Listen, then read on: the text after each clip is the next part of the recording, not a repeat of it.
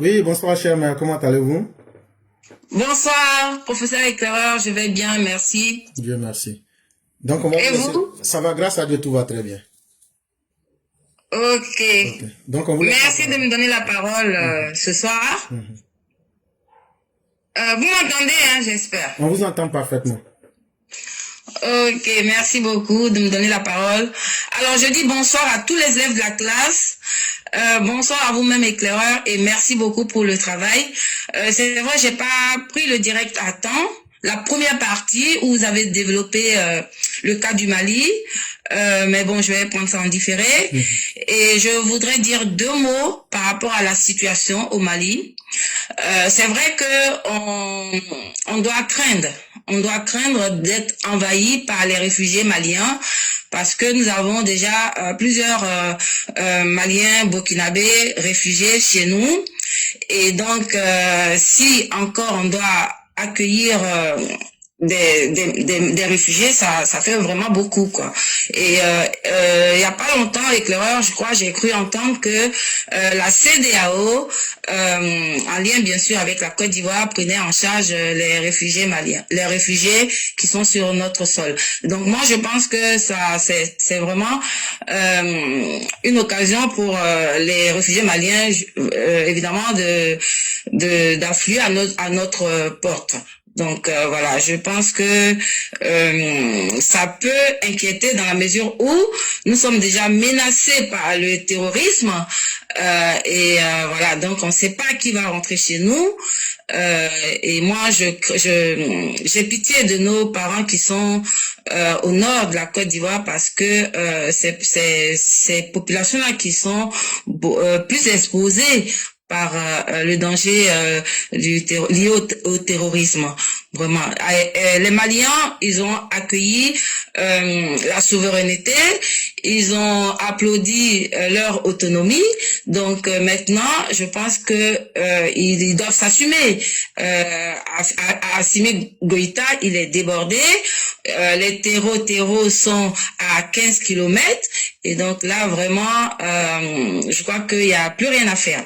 Il n'y a plus rien à faire et franchement, je sais pas comment on va gérer, comment nos autorités vont gérer cette masse-là qui va arriver.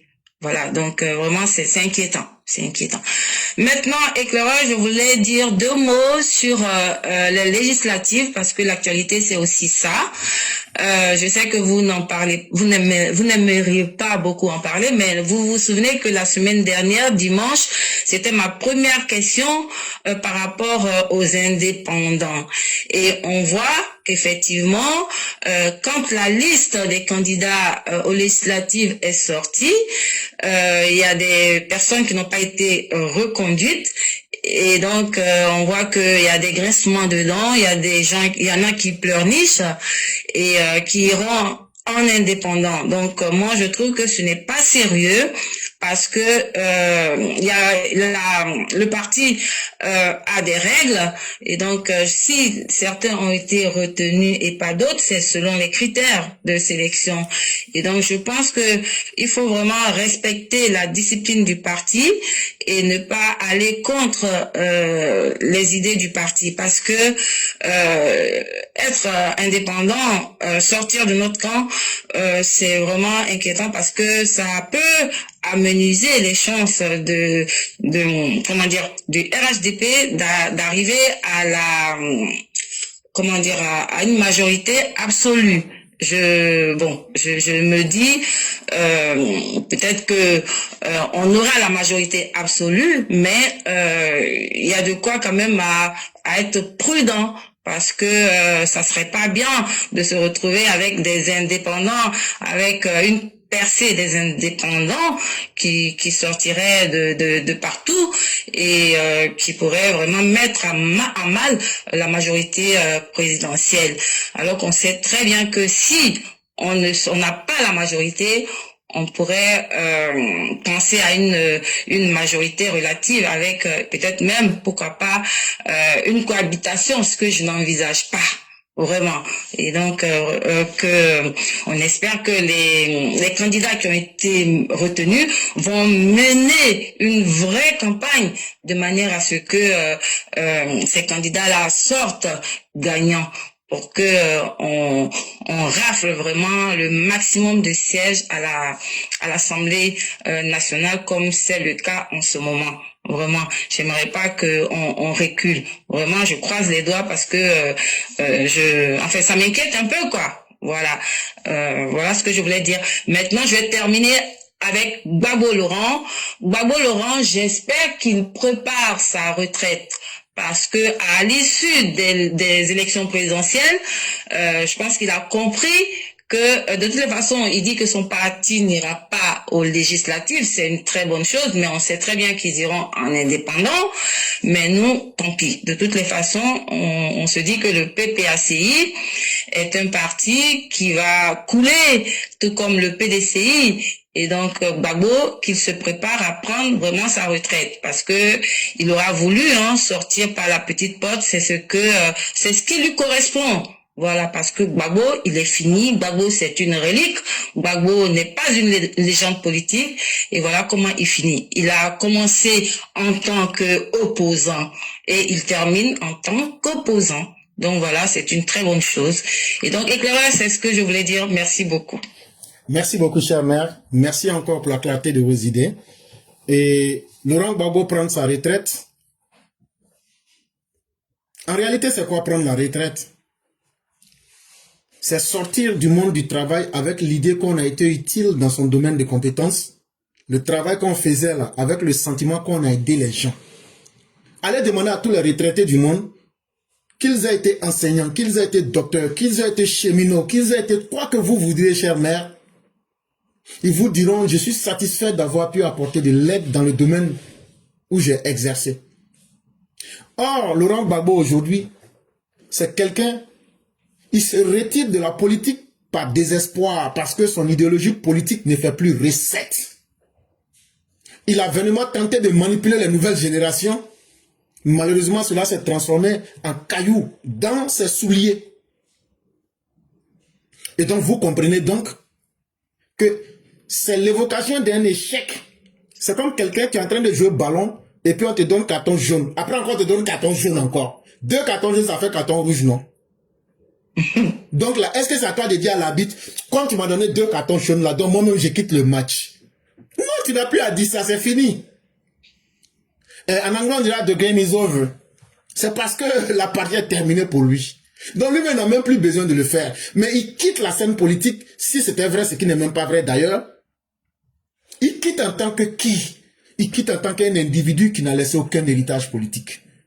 Il quitte en tant qu'un individu qui n'aura laissé que des souvenirs amers. Que ce soit chez ses militants qui l'a conduit à la mort.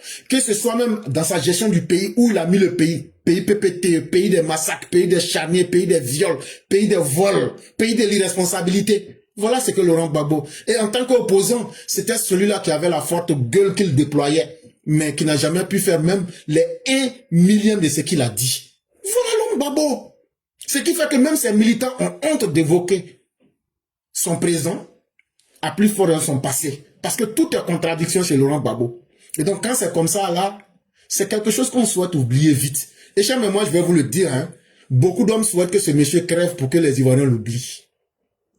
Peut-être que ce que je dis est dur, mais si les gens veulent être sincères, même les gens du PPACI souhaitent que ce monsieur-là crève pour que eux-mêmes l'oublient, parce qu'il a été une honte. Et donc ce n'est pas à nous que les gens vont demander qu'est-ce que nous en pensons. À la question des indépendants, chère mère, le choc des ambitions est quelque chose qu'on ne peut contrôler chez personne. Quand quelqu'un pense que lui, ses ambitions valent mieux que tout le système, le pays et la stabilité de son organisation, on appelle ça simplement de l'égoïsme.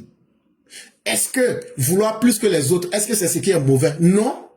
Mais à partir du moment où tu t'inscris dans un champ politique, sans cette machine-là, est-ce qu'eux, ils auraient pu être ce qu'ils voulaient aussi? Il faut penser aussi, quand on pense qu'on a donné là, il faut aussi regarder ce qu'on a reçu aussi. C'est très important dans toute organisation. Et donc là, quand on ne regarde que son intérêt avant l'intérêt aussi de l'organisation, ça pose un certain problème. On ne demande pas d'être d'accord avec les idées du parti. Mais quand c'est comme ça, là, c'est pourquoi je leur ai dit, ce que vous avez comme solution, là, au lieu de rentrer dans le défi pour vous affaiblir demain, là, allez et vous discutez, vous donnez vos solutions. Vous dites, ah, bon, on n'a pas été choisi, hein, mais voilà ce que nous on allait proposer. Et peut-être qu'on va leur dire aussi, si vous on ne vous a pas choisi, là, il y a une raison. Et comme ça, là, peut-être même que certains n'ont pas été choisis parce que le président a de bien meilleures idées pour elles. Mais en venant démontrer leur injustice, là, vous pensez que le président va encore leur donner ces postes-là? Donc, c'est une bénédiction. Eux-mêmes, ils se seront disqualifiés. Et à l'époque du prophète de l'islam, il y avait un monsieur. Ils avaient fini de faire une guerre. Et lorsqu'il s'agissait de partager les butins, le prophète a partagé et il a dit, toi tu prends ça, toi tu prends ça, toi tu prends ça, toi tu prends ça. Et lui, il n'a rien reçu. Et chère maman, il s'est levé. Il dit, ça va comportement ça là, toi tu dis que tu es prophète de Dieu là. Que c'est toi là on appelle prophète de Dieu là. Mais tu es mal injuste quoi. Non, vraiment c'est pas la peine. Moi là, j'ai mouillé maillot jusqu'à... Tu viens me remercier comme ça. Vraiment, c'est pas la peine. En tout cas, ton affaire de prophète là, c'est aujourd'hui j'ai vu ça. Sinon là, Les compagnons du prophète disent, mais pourquoi tu peux lui parler comme ça au prophète? Le prophète dit, laissez le monsieur là, hein. Dieu ne m'a pas envoyé pour venir contrôler la parole des gens. Hein? Dieu m'a envoyé seulement pour adresser ce que je dois dire aux gens. Ah, mais moi-même, j'utilise la parole. Pourquoi ils ne vont pas utiliser la parole? Il dit, Dieu ne m'a pas envoyé pour empêcher les gens de parler. Oh. Que ça m'arrange, que ça m'arrange pas là. Il a dit ce qu'il pense. C'est son droit. Mais ce qu'il n'a pas compris là, et que moi je vois là, c'est que lui là, il a parlé en fonction de son niveau de conscience. Moi, je suis bien conscient des efforts qu'il a fait. Moi, le prophète. Et je sais ce qu'il va mériter. Et ce qu'il va mériter là, les biens de ce monde là ne sont rien par rapport à ça. Et donc c'est pour cette raison là, je connais déjà ce que Dieu lui réserve, qui est bien meilleur que ces broutilles que nous voyons là. C'est pourquoi j'ai trouvé même pas utile même de l'embêter avec ça. Mais quand le prophète a fini d'expliquer, le monsieur dit, il dit vraiment je suis désolé. Bon, cher, mais est-ce que ici l'enseignement n'est pas rentré? Mais si. Quand quelqu'un est votre leader là, il peut se tromper. Mais même quand un leader se trompe là, il faut savoir pourquoi il s'est trompé. Et quand il va t'expliquer le pourquoi là, c'est après ça maintenant tu peux prendre une décision. Parce que les hommes n'ont pas le même accès au niveau de connaissance. Cher, mais si moi je vous dis que je ne regarde pas la télévision, est-ce que vous allez croire? Non. Je ne regarde pas la télévision. Ça fait plus de 20 ans que je ne regarde pas la télévision. Waouh. Mais parce que ce que je connais de la réalité, c'est peut-être à un autre niveau qui fait que je n'ai plus besoin de m'informer comme les autres avec les médias publics. Cela ne veut pas dire que je dévalorise. Mais moi, je vois d'autres réalités au-delà de ce qui est dit, de ce qui est fait. Donc, quand j'écoute, par exemple, une séquence où le représentant de l'opposition est en train de dire, nous, en tout cas, nous souhaiterions que le GNIM rentre pour que, aujourd'hui, nous puissions installer un gouvernement d'union nationale. Moi, je n'écoute pas les propos, mais j'écoute le non-dit pour comprendre qu'il y a déjà une collaboration entre les opposants que Assimi a voulu bâillonner et le GNIM. Mais là, je le dis clairement pour dire aujourd'hui, là, le problème change, la nature du problème change à un certain niveau. Et ça ne peut que faire éveiller les états de conscience et approfondir la connaissance du problème. Et donc là, un leader qui a accès aux informations sait beaucoup de choses. Le choix qui est fait là, si des raisons sont évoquées et sont données, que ce soit en privé, ce qui est encore bien joli, mais peut-être même qu'il y a d'autres choses qui étaient réservées à certains. Parce que être député là, on peut t'enlever. Mais le président a une liste de personnes que lui-même il nomme parmi les sénateurs. C'est un exemple que je vous donne. Parmi les sénateurs là, le président même là, il y a une liste de personnes parmi les sénateurs. Lui, il les nomme directement. Qu'est-ce qui prouve que ces personnes ne pouvaient pas être nommées parmi les sénateurs? Mais si vous êtes là pour crier, je vais être candidat, je vais faire ceci, je vais menacer. Bon, alors que le président avait déjà prévu que non, lui, on va l'enlever, mais il sera sénateur. Bon, quand tu finis de faire tout ça là-haut, si on te nomme plus sénateur, tu n'es plus député, tu vas faire quoi maintenant? Tu as perdu. Donc, vous voyez que depuis le début, je suis en train de dire, allez à la direction, parlez avec les représentants. Ils ne sont pas fermés et vous avez déjà le point de contact. Je sais de quoi je parle. Est-ce que sur toute la toile, vous avez entendu quelqu'un qui dit qu'on a déjà fait tous nos choix avant même les époques? C'est moi, je l'ai dit. Et je n'ai pas manqué de dire que j'étais en mai à Abidjan. Et ce que je suis en train de vous dire là, j'ai participé à certaines séances. Chers parents, ne nous poussez pas à venir dire certaines choses comme ça. Donc là, si je veux être honnête là, je ne vais pas aller faire quelque chose et puis venir mentir et puis laisser d'autres frères se mettre dans l'erreur.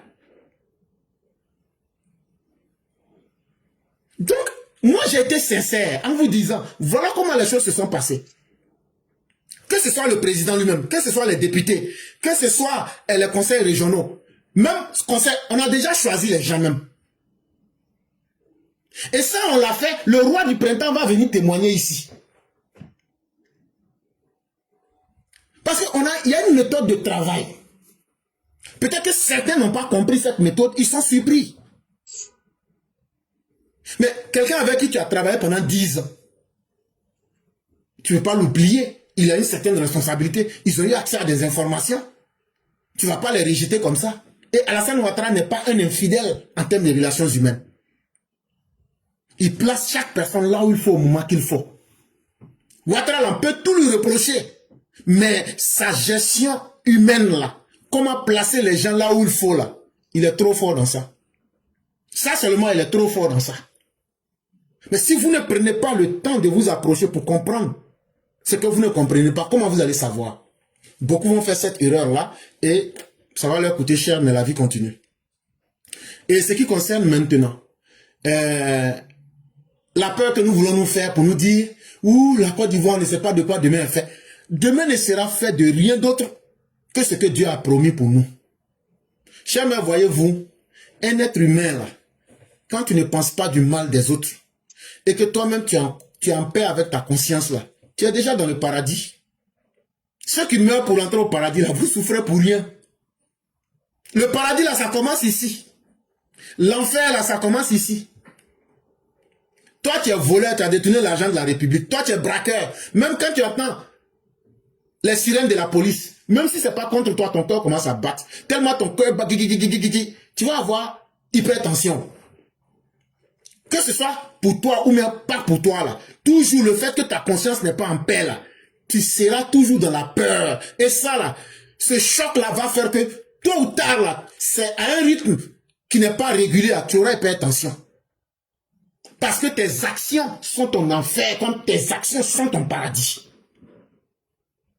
Chère mère, tant que la Côte d'Ivoire va continuer à être positive, à être ce pays de l'hospitalité promise à l'humanité de bonne foi, et que Dieu même a honoré Abraham du fait qu'il accueillait les étrangers.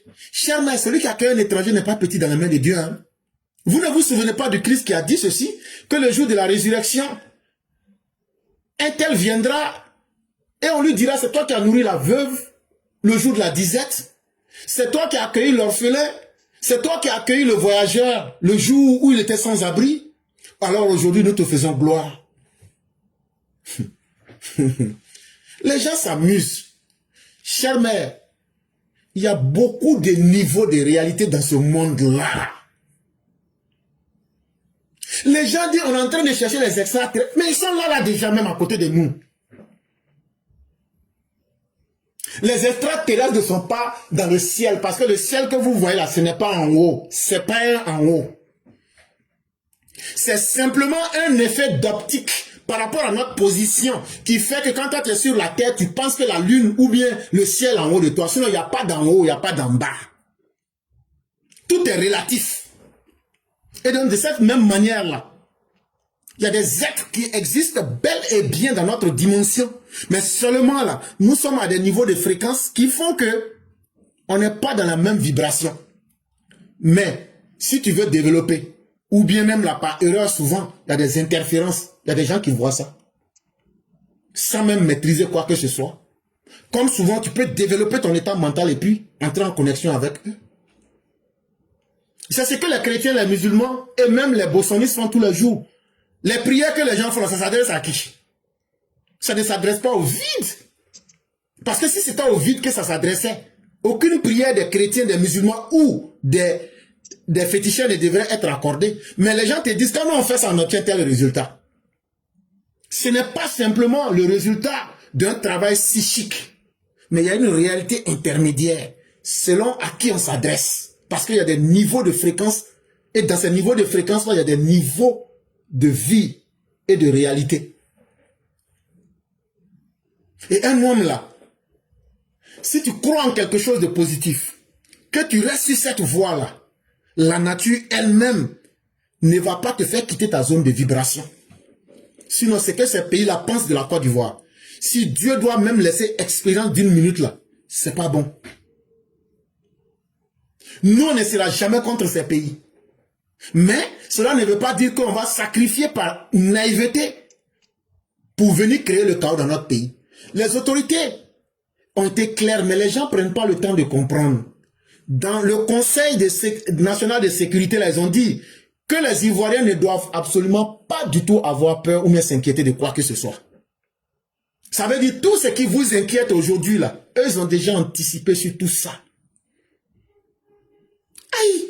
Cher, mais en 2022, le mot proto-djihadiste, là, c'est dans la bouche de qui vous avez entendu? C'est vous Mais qui l'avez dit. Comment je savais ça? Et donc, ça veut dire je m'assois et puis je dis les choses qui vont se passer en 2025. Pourtant, je ne suis pas un prophète.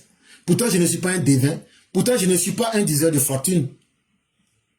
Bon, ça, c'est un individu comme ça qui utilise son petit cerveau de moineau pour coller les faits et puis comprendre. Maintenant, et ceux qui ont les moyens d'un État? Bon, le gouvernement qui a tous les moyens d'un État, avec tous les intellectuels qui peuvent les aider, mieux que moi là, eux, ils ont déjà réfléchi sur toutes ces questions-là. Bon, c'est ça, ils mettent dans un seul mot là, pour dire, vous n'avez pas du tout à vous inquiéter. Quand ils disent, c'est un petit mot, mais il y a beaucoup de choses dedans. Et c'est la vérité. Pourquoi je le dis? Parce que c'est un gouvernement qui est très responsable. Et ceux qui sont à la tête de notre sécurité là, chère mère, ce sont des gens qui sont à un niveau de sérieux que vous ne pouvez pas imaginer. Moi, je sais de quoi je parle. Ce n'est pas à la télévision que moi je les vois. Donc là, moi je connais leur niveau de sérieux à un autre niveau. Et je peux dire que ce qu'ils ont dit là, il y a l'homme d'aucun doute. Ce que nous allons faire, les résidus qui vont rentrer, rentreront. Mais tant que nous serons capables de proposer des solutions comme nous avons fait aujourd'hui, si ces solutions sont bien meilleures, ils ne vont pas aussi s'empêcher. Ce n'est pas un gouvernement qui est constitué d'orgueilleux. Il y a combien de choses que nous avons proposées ici, qu'ils ont pris, ils ont travaillé avec, et nous tous on était contents. Parce qu'un gouvernement responsable sait aussi que dans sa population, c'est même une bénédiction qu'il y ait des gens qui parlent et qui disent les choses en vrai. Et Alassane Ouattara est conscient de cela. Quand on fait des vidéos ici, des vidéos qui sont tellement amères que les gens même disent, mais finalement, là, il faut aller couper la tête du président. Mais s'ils acceptent ça, ça veut dire qu'ils ont la carapace d'attendre le jugement du peuple. Et ça, c'est la marque de la sincérité. Et ils posent cela encore en action. Et donc, faisons confiance à ce gouvernement. La Côte d'Ivoire ne se laissera pas déborder. Nous avons les partenariats internationaux. Nous avons l'expertise pour le faire. Le seul pays en Afrique qui a une académie internationale de lutte contre le terrorisme, c'est où? C'est Jacqueline. Donc, ça veut dire que tous les experts de ce monde-là viennent pour donner des idées en Côte d'Ivoire. Ça veut dire si la Côte d'Ivoire échoue là, c'est que c'est tous les experts en question de terrorisme international qui ont échoué. Donc, ce que nous demandons aux Ivoiriens, c'est d'être sereins. C'est vrai que sur l'aspect international, il y a des choses que le gouvernement ne peut pas faire de lui-même, comme par exemple, s'opposer à la volonté du peuple. Et on a déjà donné ces solutions par anticipation. Peut-être si vous écoutez la première partie, vous allez entendre tout ça. Mais je pense que déjà, les gens n'ont pas à s'inquiéter ou bien déjà à faire de la fixation pour dire c'est fini pour nous. Non, non, non, non. On n'en arrivera pas à cela. Donc, c'est ce que je voulais dire. Ok, merci beaucoup éclaireur pour tout ce développement. Et vous ne voulez pas intégrer les renseignements généraux? Moi, j'ai fait mon dossier. Ouais, en tout cas, mais merci beaucoup. Si c'est un emploi qui m'est offert, on va. Pourquoi pas? Non, Si mais ça serait bien. Vraiment, non, merci beaucoup. Je sais qu'on plaisante. Parce que le loyer, ça coûte cher à New York, hein, donc, je peux... Oui, je sais. C'est comme à Paris. Ok. En tout cas, merci beaucoup. Merci beaucoup, cher. Ça a été merci. Ok. En tout cas, merci de nous rassurer. Il y a pas de en tout cas, bonne soirée à tout le monde et bonne suite d'émission. Merci beaucoup.